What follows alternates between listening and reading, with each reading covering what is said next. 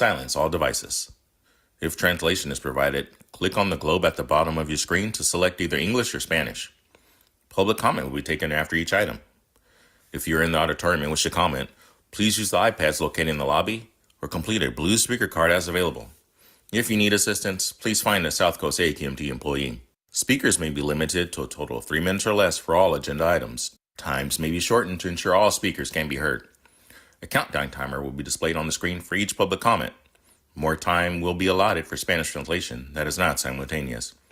For questions or issues on making a public comment, please call the public advisor at 909-396-2432. That's 909-396-2432. Please adhere to the speaker time limit and treat others with courtesy, civility, and respect. Failure to do so can result in your mic being muted or you being removed from the meeting. Be aware that this meeting is being recorded. By participating, you authorize recording of audio and visual content presented during the live event and consent to subsequent use of the recording in the public domain by South Coast AKMD.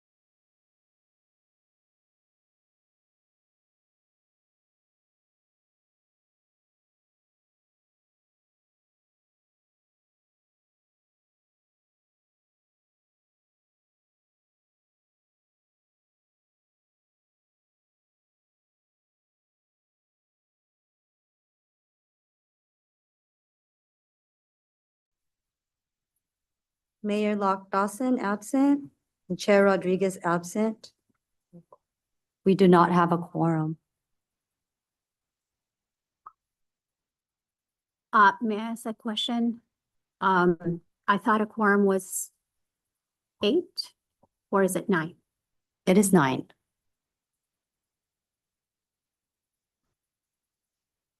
So with that, let's begin with, I count 8 too. So can you? I count 8. We have 8. We need 9 members Oh, present. okay. Let's make sure. and perhaps Mr. Blake will join. I think Van has tried to call him. So hopefully by the time the presentation is over, he'll have joined us. So we'll keep a close eye for that. May I make opening remarks under item number 1, please? Yes, but would it be possible for me just to say a few words before we start? And then I'll call you. Thank you. Thanks. Okay, great. Well, good afternoon. Thank you everyone for joining us for this special meeting of the LGSBA. I wanted to first send Chair Rodriguez's regrets that he is not able to be present with us today. The chair is being abundantly cautious and not wanting to have any Brown Act violations, which could prevent him from voting with the full governing board on these proposed amended rules. So with that, I wanted to share that with you. And Rita, did you have some comments? Yes, I was just wondering, since we don't have the chair or vice chair, what the process would be for appointing a committee member.